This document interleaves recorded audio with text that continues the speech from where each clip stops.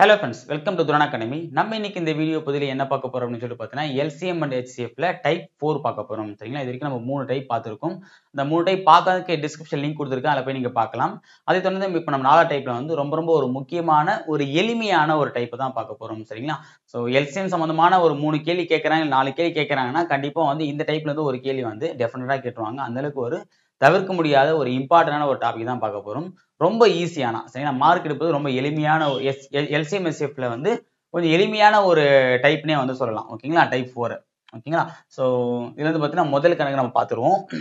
இரு எண்களின் LCM and HCF முறையே கேள்வி நல்லா புரிஞ்சுங்க. இரு எண்களின் LCM and HCF முறையே 693 மற்றும் 11. அதாவது LCM 693, HCF எது 11 முறையேன்னா அடுத்தடுத்து வரக்கூடிய அர்த்தம். அவற்றில் ஓர் எண் ஓகே ஓர் எண் 77 எனில் மற்றொரு எண் என்ன?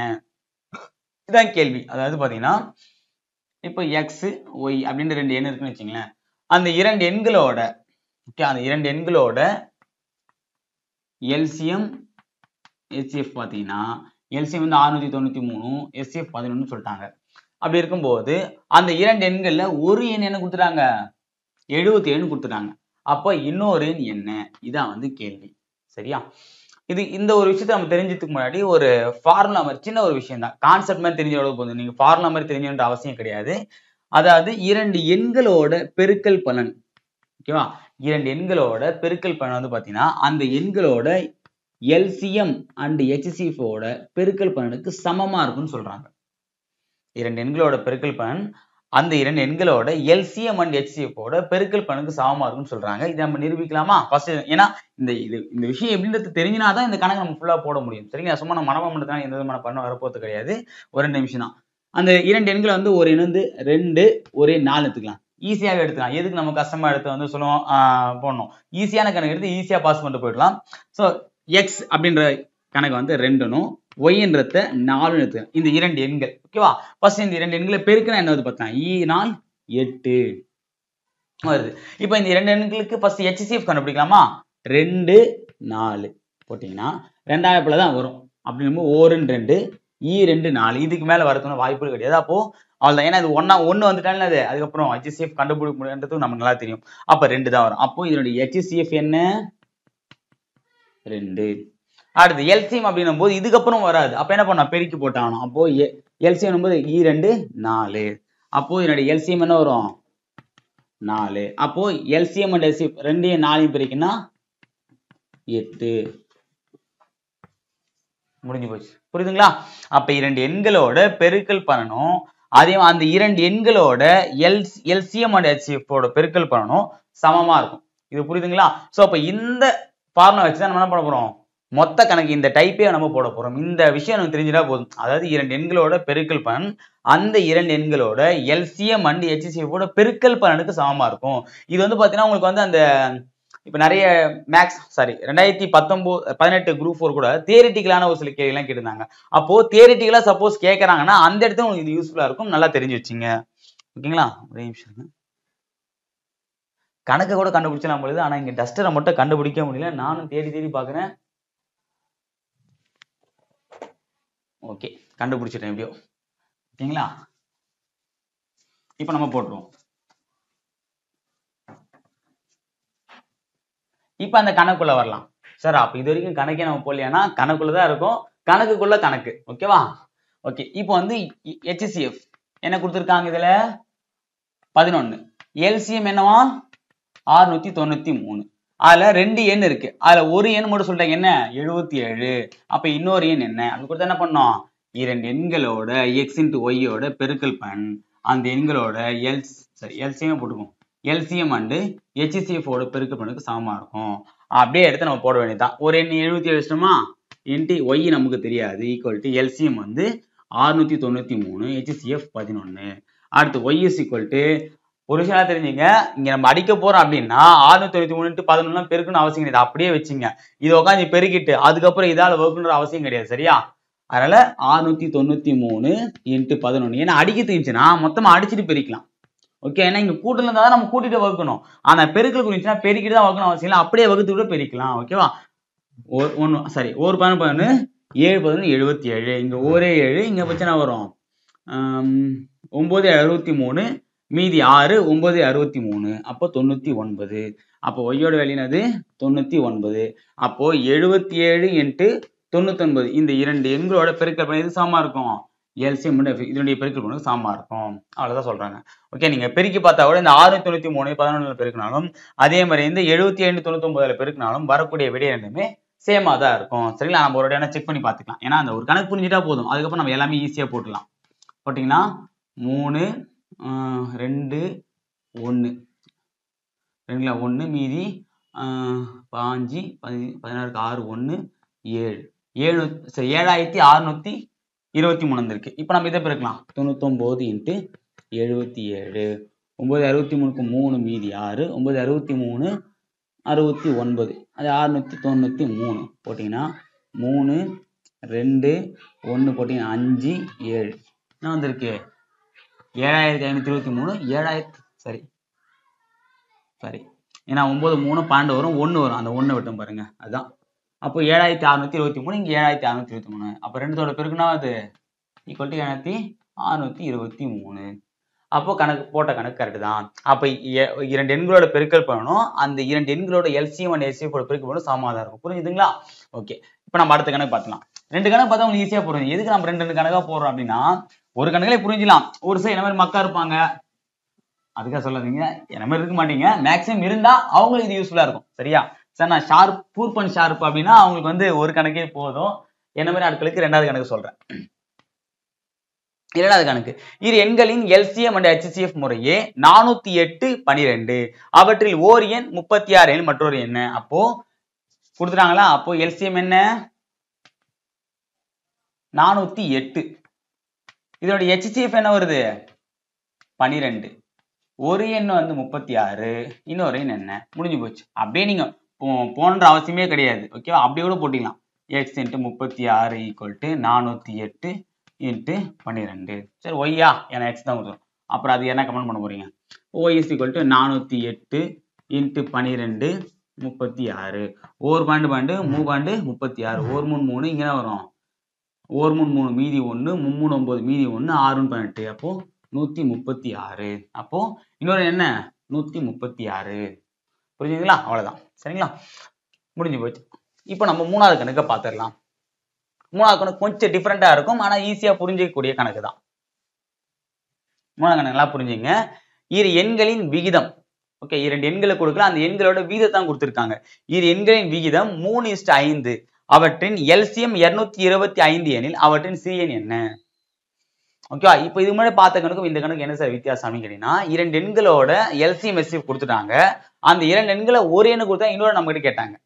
இப்ப என்ன கொடுத்துருக்காங்கன்னா, அந்த இரண்டு எண்களோட விகிதம் மட்டும் தான் கொடுத்துருக்காங்க. விகிதம்னா அது இரண்டு எண்களும் ஏதோ ஒரு பொதுவான எண்ணால சுருக்கப்பட்டு, ஓகேவா, சுருக்கப்பட்டு உருவாக்கப்பட்டுதான் விகிதம் சொல்லுவாங்க. விகிதம்னா வந்து அந்த எண்களோட எளிய வடிவம், அந்த இரண்டு எண்களோட ஒப்பிடும் போது தான். சரியா?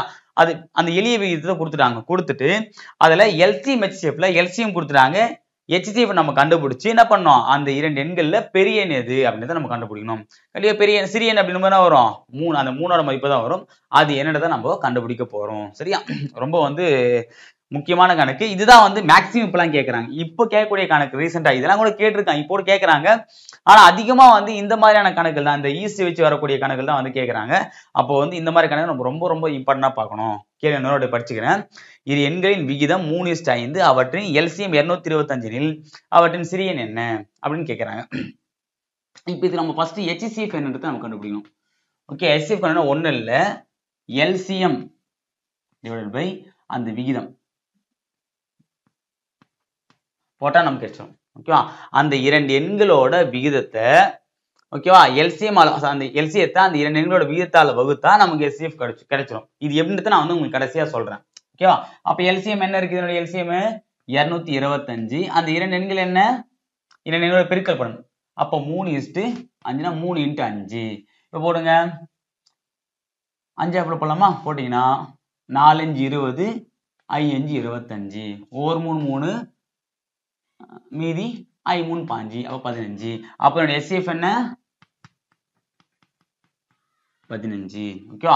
அப்ப நமக்கு எல்சிஎம் வந்து 225 தெரியும், அதனுடைய ஹெச்சிஎஃப் என்ன 15 தெரியும். ஓகேவா? இப்ப நம்ம அடுத்து என்ன பண்ண போறோம் அப்படின்னு சொல்லி பாத்தீங்கன்னா, இப்போ 3x into 5x equal to LCM 225 into 15. ஏன்னா இப்போ ஏன் சார் நீங்க x போட்டிருக்கீங்க, அதாவது 3:5 அப்படின்னா, இப்போ எக்ஸாம்பிள் வந்து பாத்தீங்கன்னா இப்போ 6 10 அப்படின்னு ஒரு எண் இருக்கு. 6 10ன்னு வச்சுக்கலாம். இது பொதுவாக எதனா வாய்ப்புல கூடுமா? ரெண்டாம் வாய்ப்புல கூடும். ரெண்டாம் அடிச்சுன்னா வரும் 3 2 6 I 2 10. அப்போ 3:5ன்னு சொல்லிட்டு பிரியுதுங்களா? இப்போ 3:5 பிரியுதுன்னா இப்போ இந்த 6 10 வரணும் என்ன பண்ணணும்? ரெண்டு பக்கமும் 2 ஆல பெருக்கணும். இப்போ பாருங்க 3 2 5 2 3 2 6 I 2 10 வந்துருச்சுங்களா? சோ அப்போ ரெண்டுத்துலயும் பொதுவான ஒரு எண்ணை வைக்கணும், மறைஞ்சிருக்கு, அதான் வந்து விகிதம் சொல்றாங்க. ஓகேவா? அதாவது எந்த எண்ணால அடிச்சாங்களோ அந்த எண்ணால பெருக்குனா அந்த எண் கிடைச்சிடும். ஓகேவா? அப்போ ரெண்டுத்துலயும் பொதுவா ஒரு எண்ணை போடும்போது அதுதான் வந்து எக்ஸ். அது என்னன்றது நமக்கு என்னன்னு தெரியாது, தெரிஞ்சா நம்ம கண்டுபிடிச்சலாம். அப்ப கண்டுபிடிக்கணும் நம்ம எக்ஸ் போடணும். அப்ப 3x into 5x. ஓகே, ரெண்டுத்துலயும் ஏன் ஒரே குறி போட்டோம் அப்படின்னு கேட்டீங்கன்னா, ரெண்டுத்துலயும் ஒரே எண்ணால தான் நம்ம வகுக்க போறோம். ஓகே, நான் விகிதம் என்பது இரண்டு எண்களும் ஒரே எண்ணால வகுப்பட்டாதான் என்ன பண்ணும், விகிதமா மாத்த முடியும். இப்ப நான் மாத்தம் பாத்தீங்களா, ரெண்டுத்தையும் ஒரே எண்ணால தான் வகுத்திருக்கும். 6 ஒரு எண்ணாலையும் 10 ஒரு எண்ணையும் வகுக்கல, ரெண்டுத்தையுமே இரண்டால தான் வகுத்திருக்கும் பொதுவா. அப்படின்னும் போது இங்க என்ன நம்பர் போடணுமோ அதே நம்பர் தான் இங்கேயும் போடணும். அதான் வந்து ரெண்டுத்தையும் ஒரே எக்ஸ் போட்டிருக்கும். இங்க ஒய் போடாததுக்கு காரணம் இதுதான்.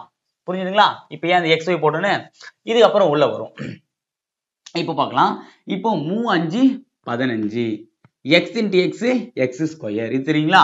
3 5 5 என பெருக்கலாம். 3 5 5 x into x x square is equal to 225 into 15. இதை பெருக்க வேண்டாம், அது அப்படியே வச்சுங்க. இப்போ என்ன பண்ணலாம், இப்போ நம்ம நார்மலா ஒரு விஷயம் தெரியும், தெரிஞ்சது வெளியே ஒரு பக்கம், தெரியாத வெளியே ஒரு பக்கம். இப்போ நம்ம ஸ்கூல்ல எல்லாம் பாத்துறீங்களா, படிச்சவங்க எல்லாம் ஃபர்ஸ்ட் பெஞ்சில் உட்காராங்க, சுத்தமா படிக்காத என்ன மாதிரி எல்லாம் லாஸ்ட் பெஞ்ச், லாஸ்ட்டுக்கு முன்னாடி பெஞ்ச் உட்காரோம் பாத்தீங்களா, அந்த மாதிரி விஷயம் தான். சரியா? அதே மாதிரி தான் என்ன பண்றோம், தெரிஞ்ச வெளியே ஒரு பக்கம், தெரியாத வெளியே ஒரு பக்கம் அப்படின்னும் போது எக்ஸ் ஸ்கொயர் ஈக்குவல் டு, அது நமக்கு தெரியாது.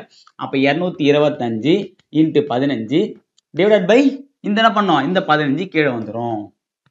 ஓகேவா? 3 5 5. இப்ப என்ன பண்ணலாம், அடிச்சா இந்த 15க்கு இந்த 15 ஓகேவா, கேன்சல் ஆயிடும். இப்ப X square is equal to 225. அப்ப எக்ஸ் இஸ் ஈக்குவல் டு என்ன, அப்போ 225 ரூட் தான் 5 5 225. ஓகேவா? ஞாபகம் வச்சுக்கலாம். அப்ப 5 into 5 225. X square is equal to 225னா எக்ஸோட வேல்யூ என்ன, 15. அப்போ இந்த எக்ஸோட வேல்யூ எடுத்துன்னு போயிட்டு இதுல பிரதியிடணும். அப்போ 3x நான் வரும் 3 5 45. அதே மாதிரி 5x அப்படின்னா என்னது, 5 into 5 5 75. அப்போ இதுல பெரிய எண் எது, இதான் வந்து பெரிய எண். சிறிய எண் வந்து 45. இதுல என்ன கேட்டிருக்காங்க நமக்கு, சிறிய எண் தான் கேட்டு. அப்ப சிறிய என்ன வரும், 45. அப்போ இந்த வாய்ப்பாடுல சிறிய எண் எது நமக்கு 45 தான் ஆன்சர். சப்போஸ் பெரிய எண் கேட்டாங்கன்னா 75. இதே வந்து இன்னொரு கேள்வி கேட்கலாம் டிஃபரெண்டா, அதாவது பெரிய எண்ணுக்கும் சிறிய எண்ணுக்கும் இடையான வித்தியாசம் என்ன அப்படின்னு சொல்லிட்டு கேட்பாங்க. பெரிய எண்ணுக்கும் சிறிய எண்ணுக்கும் இடையான வித்தியாசம் அப்படின்னா என்ன பண்ணோம், 75 மைனஸ் 45 அவ்வளவுதான். ஓகே, போட்டா 30. சப்போஸ் கூடுதல் கேட்டா 75 என்ன பண்ணோம் பிளஸ் 45 போட்டா என்ன வரும், 70 40 110 120ங்களா, அவ்வளவுதான், முடிஞ்சு போச்சு. இதுலயே வந்து இந்த கேள்வி வந்து கேட்கலாம், எக்ஸ்ட்ரா கேட்கலாம். பெரிய எண் சிறிய எண் கேட்டவங்க பெரிய எண்ணுக்கும் சிறிய எண்ணுக்கான வித்தியாசம் என்னன்னு கேட்கலாம், அல்லது வந்து பெரிய எண்ணுக்கும் சிறிய எண்ணுக்கான கூடுதலை கேட்டுக்கலாம். ஓகேங்களா? அவ்வளவுதான். இப்போ வந்து நம்ம ஒரு கான்செப்ட் தெரியும் சார், வந்து இந்த 3 into 5 போட்டு நீங்க வகுத்தீங்களே, அது எப்படி சார் போட்டீங்க அப்படின்னு கேட்டீங்கன்னா, இப்போ நம்ம ஒரு விஷயம் தெரிஞ்சுக்கலாம். அதாவது ஒரு எண்ணை, ஓகே, அந்த எல்சிஎம் ஒரு எண்ணை வகுத்தாலும் அந்த எண்ணோட விகிதங்களை நம்ம வகுத்தாலும் நமக்கு HCF கிடைச்சிடும். ஓகேங்களா? இப்ப பாருங்க, இதை உங்களுக்கு எப்படி புரிய வைக்கலாம்,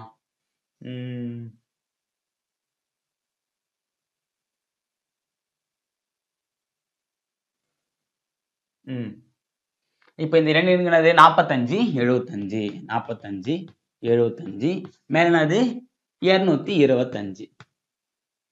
45 இருக்கு 75 இருக்கு, அது 225. இப்போ நான் இதை வகுக்கிறேன், என்ன ஆன்சர் வருதுன்னு மட்டும் பார்க்கலாம், உங்களுக்கு ஈஸியா புரிஞ்சிடும். ஓகேவா? இப்போ 5 ஆப்பிள போடலாம். 5 5 என்ன வரும், 5 5 225. இப்போ அது இது என்ன வரும், I 5 75. அடுத்து பார்த்தீங்கன்னா இங்க இருக்கு, இப்போ நான் ஒரு இது 4 5 5 5 45. இப்போ என்ன வரும் 5 15. ஆன்சர் வந்துச்சுங்களா? இதே 15 இங்க வந்திருக்கு, முடிஞ்சு போச்சு. அப்போ இப்போ நம்ம எல்சிஎம் வந்து அந்த 2 எண்களா வகுக்கும் போதும் வரக்கூடிய ஆன்சர் தான் அந்த 2 எண்களோட விகிதத்தால வகுக்கும் போதும் வரும். ஓகேவா? அதனால இந்த கணக்கு பொறுத்த வரைக்கும் ஏன் நம்ம வந்து இங்க விகிதத்தால வகுக்கிறோம் அப்படின்றதுக்கு கான்செப்ட் புரியுதுங்களா? அந்த 2 எண்களோட விகிதத்தால எல்சிஎம் அல்ல எச்எஃப் வகுத்தாலும் இந்த 2 எண்களால வகுத்தாலுமே அதே ஆன்சர் தான் வரும். விகிதத்தால வகுத்தாலும் அதே எண்களால வகுத்தாலும் ஆன்சர் 15 தான். புரிஞ்சுதுங்களா? ஸோ இதான் உங்களுக்கு கடைசியா சொல்லணும்னு சொன்னேன். ஓகேவா? இப்போ வந்து பார்த்தீங்கன்னா இது வந்து இந்த வீடியோ கொஞ்சம் லெங்தா போயிருக்கும், இருந்தாலும் உங்களுக்கு ஈஸியா புரிய வச்சிருப்பேன்ற நம்புறேன். ஓகேங்களா? இதை ஃபாலோ பண்ணி என்ன பண்றீங்கன்னா இது அப்படியே டிட்டோவா தான் நான் கொடுத்துருக்கேன். ஓகேவா? கணக்கு 4ம் 5ம் இந்த ஃபர்ஸ்ட் 2 கணக்கை நீங்க போட்டுட்டு இந்த 4வது கணக்கு போடுங்க. அதே மாதிரி 3வது கணக்கு போட்டு இந்த 5வது கணக்கு போடுங்க. ரொம்ப ஈஸியா புரிஞ்சிடும். சரிங்களா? ரொம்பவே எளிமையான கணக்கு, சீக்கிரம் புரியக்கூடிய கணக்கு. இந்த 3வது டைப் நல்லா பாத்துங்க. சரியா? உங்களுக்கு புரியல வீடியோ இன்னொரு வாட்டி ஃபுல்லா பாருங்க, உங்களுக்கு கண்டிப்பா வந்து புரிஞ்சிடும். சரிங்களா? ஓகே ஃப்ரெண்ட்ஸ், இந்த வீடியோ பத்தி நம்ம வந்து டைப் 4ல வந்து இந்த பெருக்கல் தொகையில வந்தா எல்சிஎம் எஸ்எஃப் வந்து எப்படி போடலாம், 2 எண்களோட பெருக்கல் தொகை வச்சு வந்துச்சுன்னா எப்படி போடலாம்ன்றத பத்தி நம்ம பார்த்திருந்தோம். அடுத்த வீடியோ பதில வேற ஒரு தகவலை நான் சந்திக்கிறேன். அதுவரை உங்களிடம் விடைபெறுவது அருண் துரோன் அகாடமி. தேங்க்யூ.